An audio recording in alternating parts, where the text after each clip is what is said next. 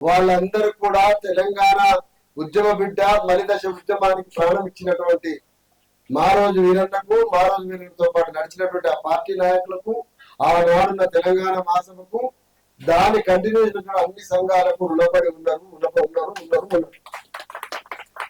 మీరు ఉట్టిగా ముఖ్యమంత్రులు కాలే. దానికి ముందు మారోజు వీరన్న అనేక మంది చచ్చిపోయింది. బెల్లిలంతా వాళ్ళంటి వాళ్ళు చాలా మంది ఇప్పుడు ఒక మాట పిల్లలు వచ్చేటప్పుడు అందగత్తల గురించి మురిసిపోతా ఉన్నారా సన్నాసులారా? మరి 17 ముక్కలైంది కదా నా బిడ్డ తెలంగాణ బిడ్డలు బెల్లిలంతా. ఆమె కంటే గొప్ప అందం ఏమిటో తెలంగాణ చచ్చిపోయినా బెల్లిలంత కంటే పెద్ద అందం ఏమిటది?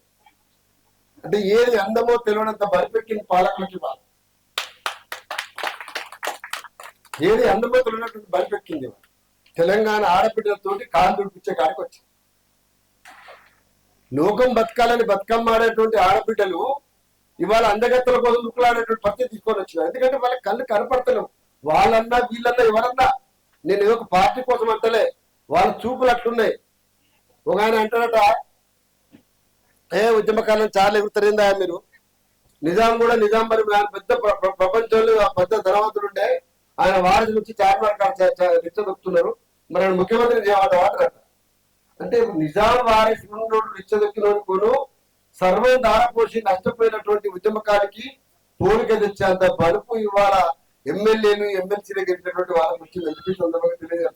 ఇప్పుడు వీడి వారికి నేను చెప్తాను, ఎవరన్నా కానీ వాళ్ళ బలుపు దించాల్సిన అవసరం ఉన్నది. ఓ పాటలు ఉండే కదా, అందుకోర గుర్తుపదుకోరని. అంటే అందుకోర గుర్తుపదుకొని బలుపు దించాలి తెలంగాణలో. మా రాష్ట్రం ఇది. ఈ రక్తం వీరన్న దగ్గర నుంచి వచ్చింది, ఈ త్యాగం వీరన్న దగ్గర నుంచి వచ్చింది, బెల్లిలంత దగ్గర నుంచి వచ్చింది, గూడంజన దగ్గర నుంచి వచ్చింది, గదరన్న దగ్గర నుంచి వచ్చింది అని చెప్పాలి.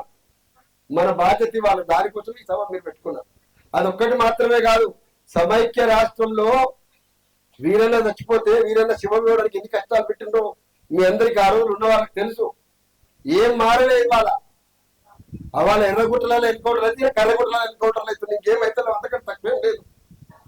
ఒక్క రోజు 32 మందిని చంపితే ఒక్క మనిషికి కంటికి పంటికి గింత గాయం కాకుండా 32 మందిని కాల్చి పడేసినామని చెప్పే స్థితికి వాళ్ళ ప్రభుత్వాలు వచ్చింది. మరి మనం సభ పెట్టుకుంటాం కదా, మనం తీర్మానం చేయాలి కదా. దేశంలో ఎన్కౌంటర్ల పేరు మీద దుర్మార్గంగా అణచివేసి ఏరివేసేటువంటి కార్యక్రమం మావోయిస్టులతో ఇది ఆపివేయాలని చెప్పేసి వీరరకమైనటువంటి కమిటీ తీర్మానం చేసి బయట ప్రపంచానికి చెప్పాలి. ఇవాళ మన బాధ్యత. ఎందుకంటే మనం వీరన్నను పోగొట్టుకున్నాం. ఇవాళ అనేక మంది వేలాది తెలంగాణ బిడ్డల్ని ఆదివాసీ బిడ్డల్ని మనం పోగొట్టుకుంటున్నాం. మీ అందరికీ ఏ రాజకీయ పార్టీలను ఉండాలి, కులవర్గ చైతన్యాన్ని వదులుకోవద్దు, రాజ్యం చేసేటువంటి అణచివేతకు వ్యతిరేక కొట్లాడేటువంటి చైతన్యాన్ని వదులుకోవద్దు. అది వదులుకుంటే మీరు వీరన్న గురించి మాట్లాడడంలో ఉచ్చరించడంలో అర్థం లేదు. అది ఒక్కటే గుర్తుపెట్టుకోండి అని చెప్పి మీ అందరికీ తెలియజేస్తూ, ఏ రాజకీయాలు నల్లది ఎర్రది కర్రది ఓడోడో ఏమో రంగులు జెండాల గొప్పతనాలు చెప్తారు, పాట పెట్టుతారు. ఎవడి జెండా ప్రధాన ఏ రాజకీయ పార్టీ ఏమున్నా కూడా ఎవరికి పెద్ద గర్వించేటువంటి చరిత్రగా నిజాయితీగా లేదు.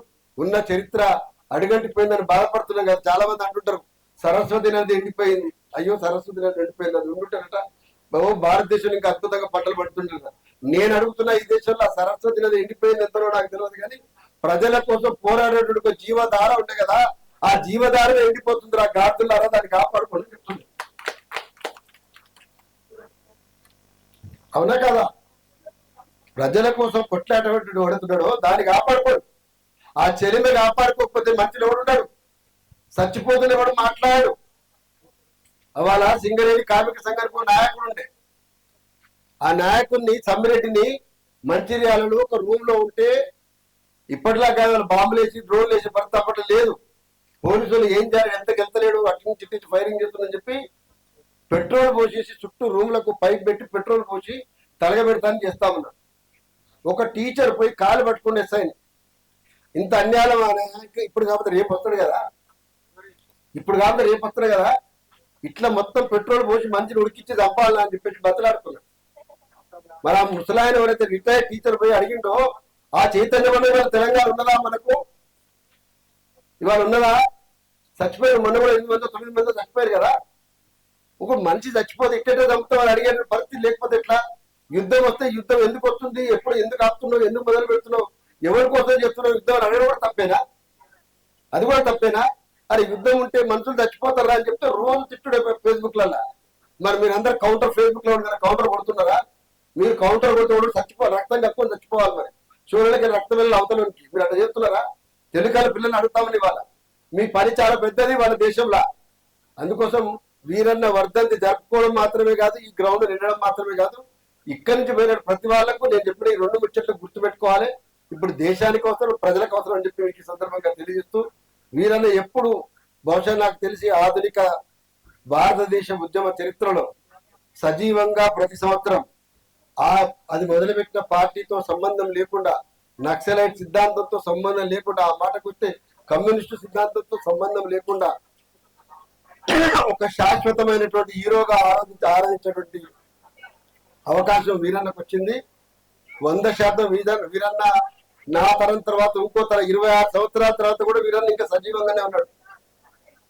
నా నమ్మకం ఇంకొక 260 సంవత్సరాల తర్వాత కూడా వీరన్న సజీవంగానే ఉంటాడు. ఈ దేశంలో తెలంగాణ నేల మీద, తెలుగు నేల మీద ఆయన స్ఫూర్తి, ఆయన కీర్తి ఇట్లనే ఉంటుందని తెలియజేస్తూ, మళ్ళీ ఎప్పుడు కూడా ఇదే స్ఫూర్తిని కొనసాగించాలని చెప్పి ప్రతి సంవత్సరం అదొక ఉత్సవం లాగా, ఒక ఉత్సాహం లాగా అది కొనసాగాలని చెప్పి అందరికి తెలియజేస్తూ, జై తెలంగాణ, అమరుడు వీరన్న, జోహార్ వీరన్నకు.